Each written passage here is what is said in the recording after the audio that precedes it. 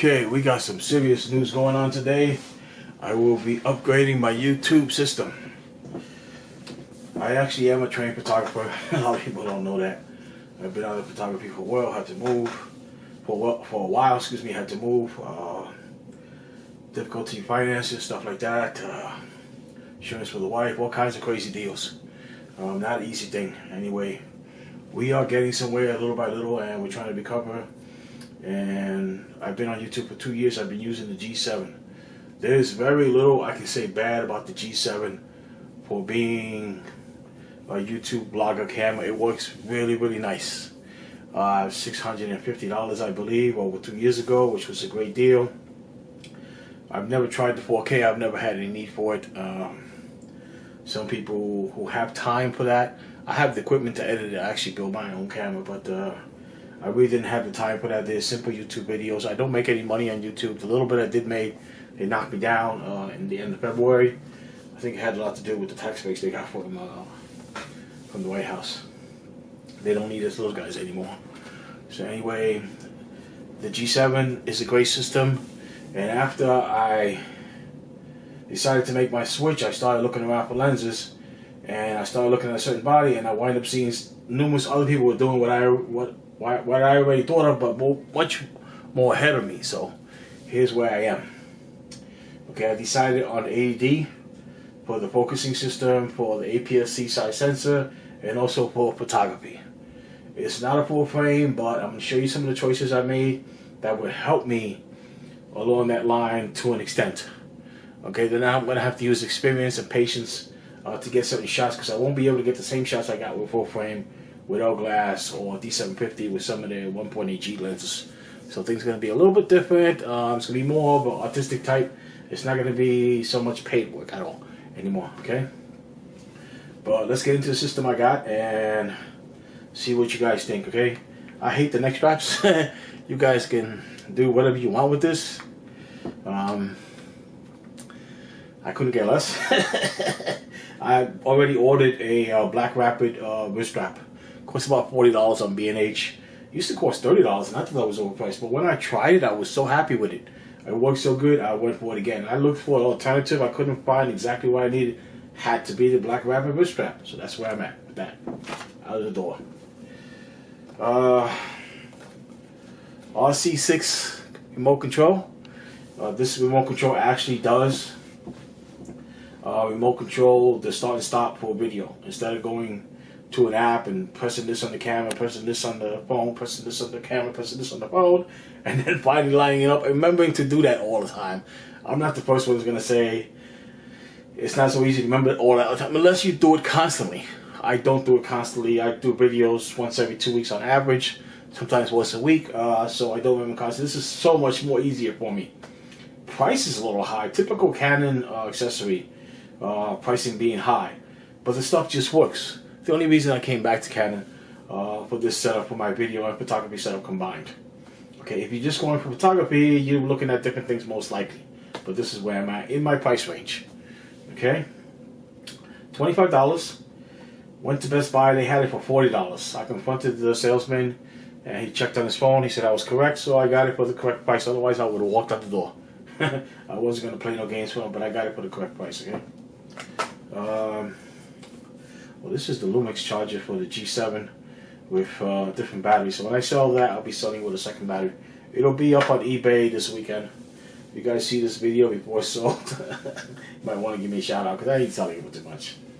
I'm just trying to recoup some of my money. We're talking about over $1,700. About $1,700, not including the remote control for the setup I'm going to show you right now. Okay. First lens. Okay, these two actually are made in Malaysia. Okay, I'm thinking you guys can see both of them. 50mm 1.8 STM, no stabilization. AF feels really solid.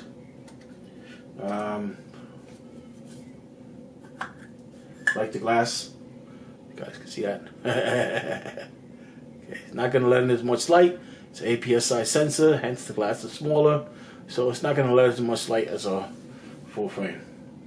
I have to figure out how to crop that. I hear many different things about what the f-stop difference is between crop and a full frame, but I'm not 100% of that, so I'm not going to comment it, but I know it's less, possibly one stop, okay? So I don't want to comment any more than that. This one is made in Malaysia. Like the metal back here, people were calling the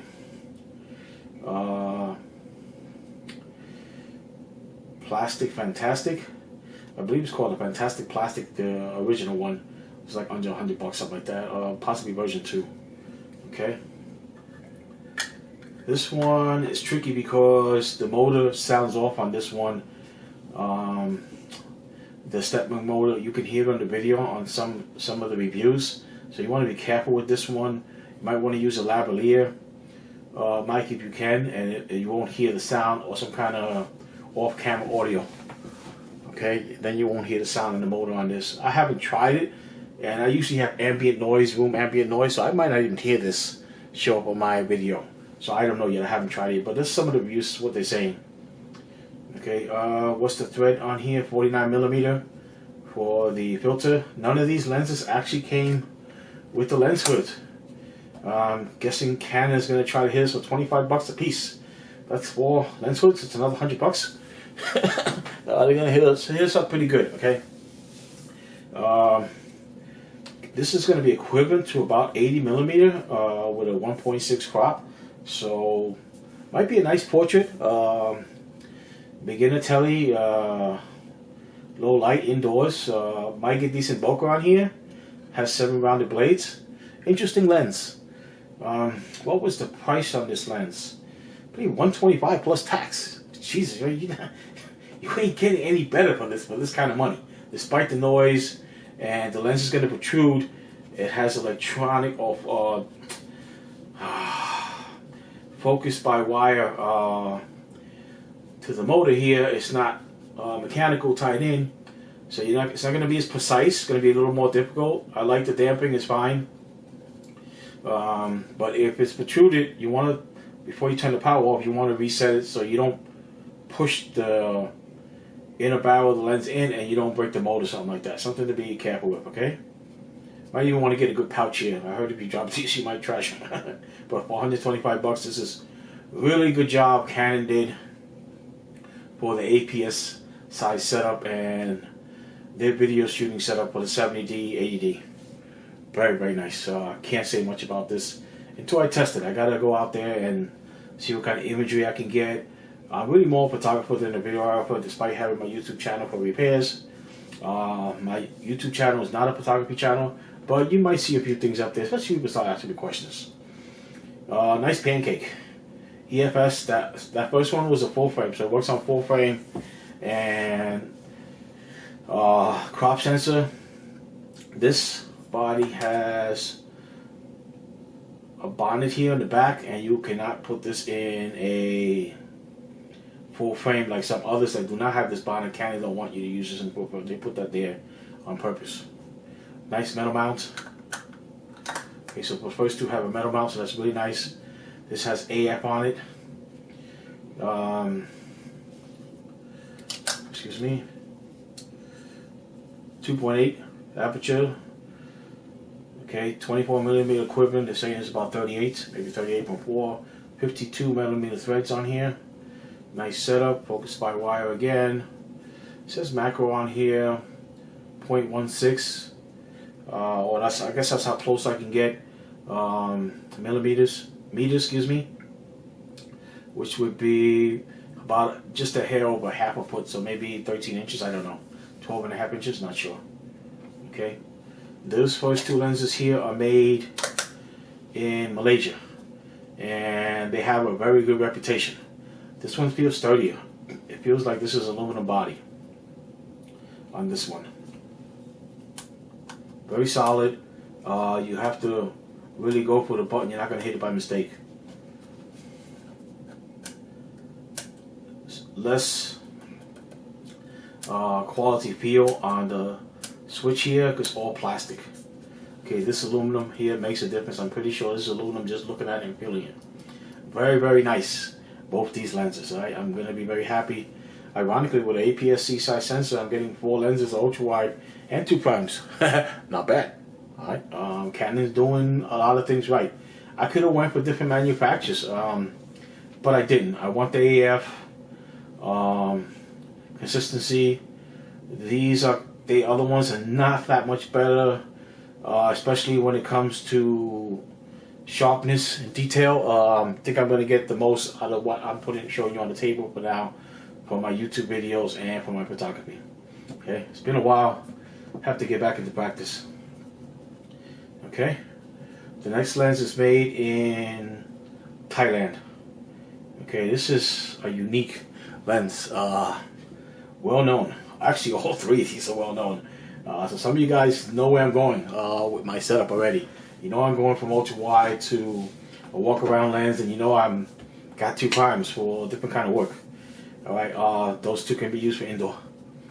Okay, this one actually has stabilization. That kind of shocked me because I didn't realize that even when I bought it. I guess I wasn't looking at the detail. I was just looking at getting 16 to about whatever it was, 28 millimeter on here, wide at this price range.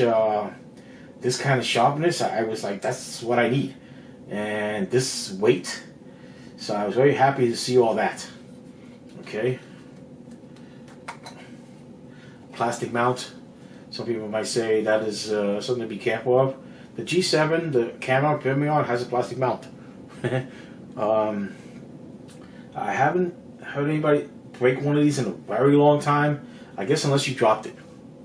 And you dropped it on the lens and the wrong position, you could actually break that plastic mount. I think I would be better off breaking the plastic mount on here than breaking the camera mount or breaking the camera. The camera is very expensive. This can be replaced if need be, so something to think about. Also the weight and the way it extends. It doesn't go out very much, so it's not like you're going to be bumping into anything, grabbing into anything nice. A little better the switches than the 50mm on here. Nice damping on the zoom, not ultra smooth like an L lens or something else by Nikon. Another fly-by-wire. So I have 3 fly-by-wire here on the bokehs. I guess I'll be getting used to those pretty quick. So this is only, I believe, a 4.5 on. Okay, so you got another macro setup here, 0.7 feet, not quite 12 inches, 11 plus inches, maybe 11.5 inches. Nice, so you can get really close. You get close enough with this lens. Let's say you're close enough to the subject, 2 feet, and the background is 15 feet away. Yeah, you're going to get bokeh. I believe this one has 7 rounded blades. I believe the 24. This one I'm not sure about. I have to check. But I believe the 24 and the 50 both have 7 rounded blades. This one I'm not sure of. Something I have to check into. You guys can look it up online, okay? 18, yep, 4.5 to 5.6. And IS, 67mm on the threads here. All 3, no lens hoods, okay? 5D Mark III came with a couple of books. Bought mine from Red Tag on eBay. I bought a D750 from them, I believe. I also bought a D7200. Possibly 3 G, 1.8G primes. The 20mm was the best I've ever tried. The 1.8, 85 1.8 for the price is, like many people say, a no-brainer. And I believe I bought the 35, not the 50. These are the 2 books that came with it. Okay, I guess I have to read them. This one is basic instructions. It looks like this one is in different languages. Español y Francés. Okay, so we have French, is Spanish, and English. So it's really just this one book. Okay, I don't know what the W version means. Guess we have to find out. Okay, registration card. I'm not sure if there's a warranty on this. I know there was a short time there that Nikon said they would honor warranty because the new camera bought black market. I believe that was about a year ago or so. I'm not sure if that's extended, if it's still going on, but I believe I remember that. Okay, now to the meat of things. This is the Canon 80D. This is what I will be shooting my YouTube videos on. It's also the 18135 IS USM. It's the nano USM motor on here. I wanted this lens specifically. I like the look on it. I know the STM 18135 is sharp. I tried that lens a while back on the T4i. I remember, and it was good. It was nice and sharp. The sensor on the T4i wasn't all there, but the lens was very good. I actually remember from those years from long ago, 50mm was a sweet spot on that lens 4 years ago or so. But I don't have my photography channel up anymore. This one, I don't know what the sweet spot is, but the size with not being too long is going to be nice for me. I'm going to like that. I have a lock on there, excuse me. Take the lock off. Okay, so one barrel, nice. Definitely some minimal play in there. Okay, zoom's nice. Definitely well dampering. I'm not sure if this is fly-by-wire on here also. It feels like it for right now. I don't know if it engages, or do I have to put in manual focus, press the shutter halfway down, but like the other ones, I have no idea. And I'm not sure which one of these lenses work this way. It's a lot of things to relearn. Okay. This setup right here, oh, this one is pretty light. This one, I believe, is under 5 ounces. This one is under 6 ounces. And this one is like under 9 ounces. So you guys can see how this is starting to set up to like a mirrorless setup. If I had just this 3 primes and this body, this would compete with some mirrorless setups. Something to definitely consider. But I did want semi-zoom, nice walk-around lens. And this is probably the nicest I can get for both video and photography. So that's why I wanted this lens specifically. I didn't want the STM. I wanted this one, the IS USM, which I believe is the latest version, just after the excuse me, the STM, the IS STM. Okay, 1835. They're both the same. It's been a while. I haven't shot in full manual on a prosumer body in a while. Used to own the 5D Mark III for at least 3 years, 7D for about a year and a half. Shot with the D750 for about a year and a half. It's just things happened in my job, and I had to do certain things. I would put shutter speed in the front, aperture in the back, 'cause that's the one I would adjust the most. I'm shooting in manual mode on the fly. Shutter speed to get in and out to get my exposure right, aperture if I had to push it. ISO, I would pretty much set or do that last. Okay, so I'm not sure where it's going to go, but that's how I would set it. If it's set differently, that's how I would set it. Just looking at the camera, trying to remember, it's been a while. Grip is there. Not quite like the 7D or the 5D, a little bit smaller. Get all 3 fingers on there, yes, very well. Down here is a little different. The Nikons with different grip took me a while to get used to it. Now I have to get back to used to the Canon again. Do like the Nikon 800, 810 series iCup. I'm gonna have to get used to this again. Seems smaller, works similar. Like the slightly rounded buttons, more like their semi-pro bodies like 7D, 5D Mark III.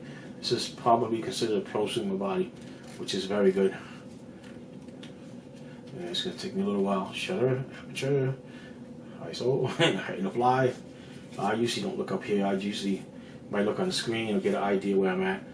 Figure it out. 1, 2, 3 clicks. 1, 2, 3 clicks for aperture, and then so on for shutter. It's been a while. I really have to figure this out. Like the locking button here, on-off switch. Definitely feels like all their good bodies. Gonna want this for my YouTube videos. Definitely gonna want that. Nice protection when you're not using it. I like on the 7D, that little toggle that's here. You push it in, move it around. It's faster than this dual setup down here. Like that a lot. It's not there, but it's what it is. This one I believe it says made in Taiwan. I'm going at 19 minutes. I gotta make this under 30 minutes. Camera body here. I don't know if you guys can see that. Try to focus that in there. Okay, yes, I'm hoping you can see that. It says made in Japan. Nice, Canon. I'm very pleased to see that. Don't know what made you do that instead of not making it in Taiwan. That could make the difference in the long run for longevity, stuff like that. Only 100,000 shutter reactions, which I've never done yet on the body yet. But I don't come close on the 5D Mark III, I can tell you that. I shot a lot of shots on that camera with the 100mm L, 7300 L, other primes and such. Very nice body. Okay. Things are a little smaller than what I'm used to. A lot bigger than the G7. Weight is a little heavier than what I expected, but it's much lighter than a 7D or 5D semi-pro body. It just feels so different. I just haven't had one so long. Lock on the lens for travel. I noticed it didn't creep at all. I wonder if it'll creep with the body on it. It should. Yeah, it does. When I had the lens off and I tried it, it didn't creep. It might eventually creep the more use I get out of it. AF manual focus stabilization, and the USM nano motor should be a bit quieter than the step motor, the STM, or stepping motor. This one, noisy. Watch for the protruding in the barrel. Hopefully I said that in the video. Haven't tested that yet. Nice eye Doppler here. Menu information, different place. Quick menu, fast, that's good, I like that. Okay, you got HDMI, USB, mic, headphones, and remote control. And I can access the battery, and I can access the card on here, only one card slot, with the tripod mount on. I'm not going to use this zoom in, zoom out accessory, I really don't need that. Okay, I don't shoot that kind of video, camcorder style video. If I'm going to do focus pulls, I'm going to focus the camera and then use this quick screen, touch screen, and probably do it that way. Cheat a little bit, comes to the camera, doesn't cost very much, it's going to work fine. Flash, for this, I like the Nissan i40, which is a smaller travel flash, almost as strong as the Canon 430EX, whatever version you're looking at. Carries about the same amount of batteries. Much smaller profile. I also like the 270EX, which is even less powerful, but even smaller profile. I do like that for film, in case of emergency, something like that. Not sure which one I'm going to get yet, but that's what I'm looking at. That is my setup for our YouTube channel. This being the ultra wide 10mm or 16mm to about 28mm full frame equivalent. This is going to be lovely. Ultra wide for the masses with IS. Canon did a lot right here. They did a lot right here. They did a lot right here. 4K is overrated right now for most people. Although a lot of people would like to see 4K on there just for argument's sake, and pretty sure it help out all the other manufacturers. But in the long run, everybody's running back to this because it's just what works for both setup if you're using video and photography. If you can't afford or you don't want to spend the money for a full frame setup, okay?